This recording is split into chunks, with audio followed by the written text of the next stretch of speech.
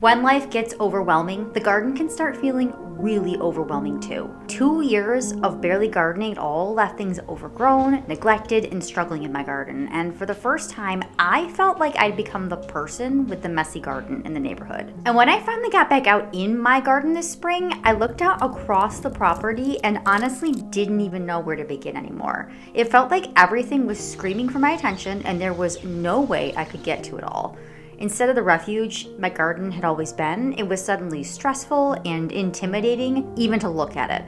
But the more overwhelmed I felt by the garden as a whole, the more I realized I needed to stop trying to find a way to fix everything all at once. My hope was that if I could just create a single, beautiful, cohesive garden room that embodies how I want the whole property to feel over time, maybe that would help me find my way back into the garden again. And there was one idea I kept coming back to, my vision of a peaceful, dreamy hydrangea room.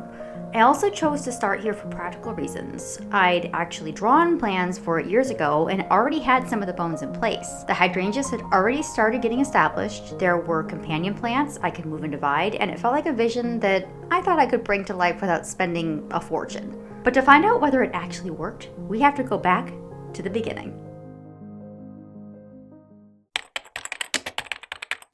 When I say the beginning, for this garden, the story actually starts all the way back in October of 2024 when I planted the very first hydrangeas here. I had this vision of a grand, sweeping hedge of soft pink hydrangeas enclosing this partially shaded space beneath our magnificent horse chestnut tree just off the rose garden. While it's fairly common to see dense white hedges of Annabelle or Incredible hydrangeas used this way, I kept finding myself drawn to the idea of doing a pink version instead.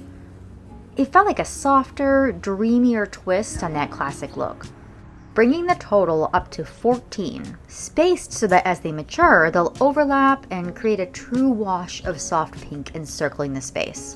I also knew that privacy would be an important part of the feel of this garden, so we planted a 75-foot row of Nellie Stevens hollies. These are gonna get massive, but they're gonna provide such incredible privacy. Beyond just the old world garden structure they provide, I loved the idea of creating a dense evergreen backdrop that would offer year-round interest, shelter and food for overwintering birds, and a deep wall of green behind both this garden room and the rose parterre beyond. I think when you're overwhelmed, especially if you tend toward perfectionism like I do, it's very easy to create goals so big that they become intimidating before you even begin. I needed to define my version of done for now so that I had a framework in place before I could comfortably jump in and start working. I knew I needed to clear weeds, define the space, and identify anything that would work really well in this shady border that I could relocate from other parts of the garden. I started with a quick list of what was already planted in the right spot, along with the hardscape things that weren't going anywhere. The big rocks, if you will. Those became the mental and visual anchors for the entire space. I knew I wanted to add a second Gothic pointed arbor across from the original, so I acquired one of those and hubby helped me line it up directly across for the mirrored effect I was looking for.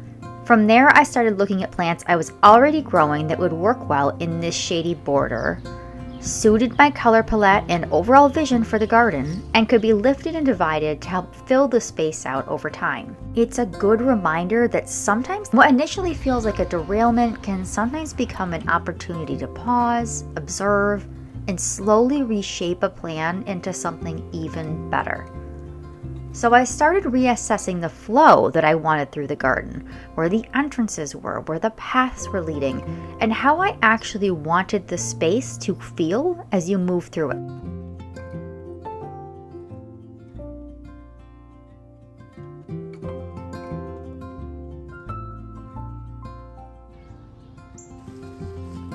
I added a row of Pinky Winky hydrangeas, which are a panicle variety, to flank the second Gothic arbor in a curve that will backdrop the ferns, giving the eye something taller to follow in the arc. This will add some summer privacy between the Hydrangea Room and the little woodland behind, but won't be a dense, impenetrable evergreen wall like the ivy.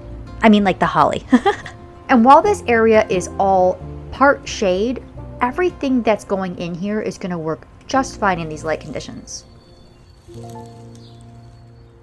I also borrowed some decorative metal edging from another part of the garden to help create a stronger visual outline while the space continues filling in and maturing. And new roses were added to help reinforce the feeling that I wanted each arbor entrance to have. I love the idea of each arbor having its own personality while still working within the overall color palette and atmosphere of the garden. Each one is planted with its own combination of shade-tolerant climbing roses and shrub roses, helping create symmetry, balance, and a sense of invitation into the spaces beyond. The entrance from the rose parterre, or rather the future rose parterre, is marked by a pointed Gothic arch. $30 from Amazon of all places, flanked by Wilderton Old Hall roses. One was already established, but I added 3 more so that over time they'll climb up both sides of the arbor and eventually be trained outward along curved wires that mirror the shape of the hydrangea hedge itself. My hope is that it will eventually create this almost living wall of soft apricot climbing roses wrapping around the entrance to the garden room.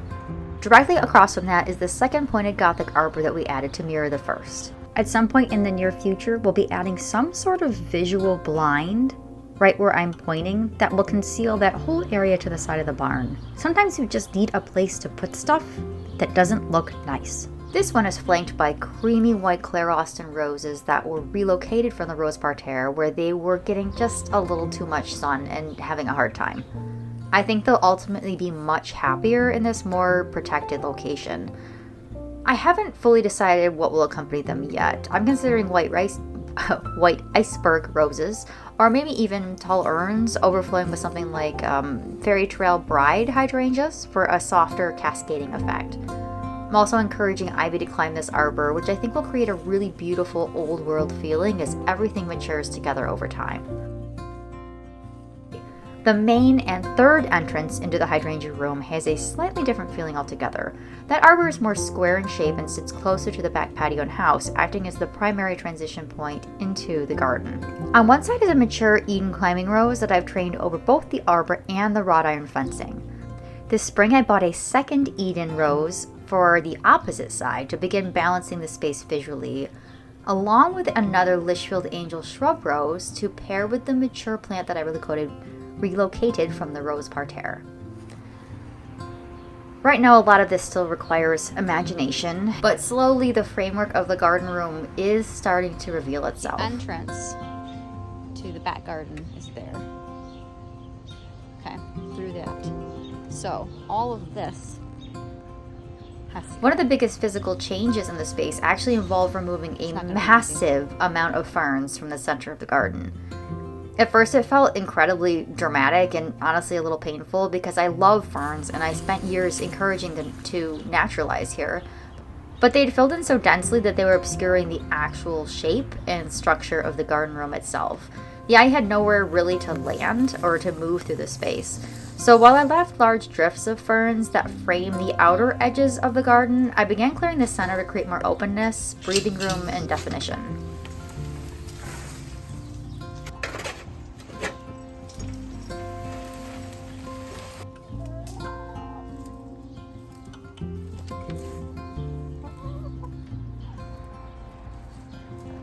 And now it's time for boxwood. I am so excited about these. I have invested in 14 of these better boxwood plants because boxwood blight, it's not a huge problem here in Western New York yet, but it's coming. And if I'm gonna buy boxwood, I'd rather hedge my bets. Haha. I went with Heritage. It seemed like the best choice for my goals with this garden. And the last major thing that I wanted to do today was to get these boxwoods planted, or at least to get some of them planted. Well, we're not there yet, but the soft finish is well in sight, and I think we can call this little experiment of creating one island of calm amongst the chaos quite a success.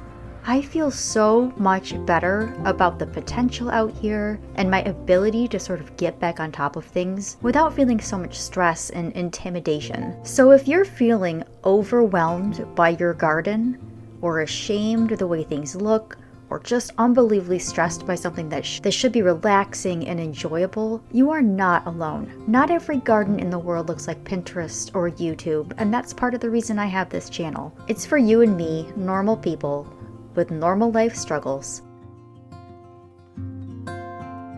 There are some more layers to go in here. The Rockabuckle Impatiens that I've got behind me, some pink Chablis Lamium that'll make a gorgeous ground cover, and if you're interested in learning about some of the amazing ground covers I've discovered as I'm redesigning my gardens, that video will be coming soon. I'll see you over there.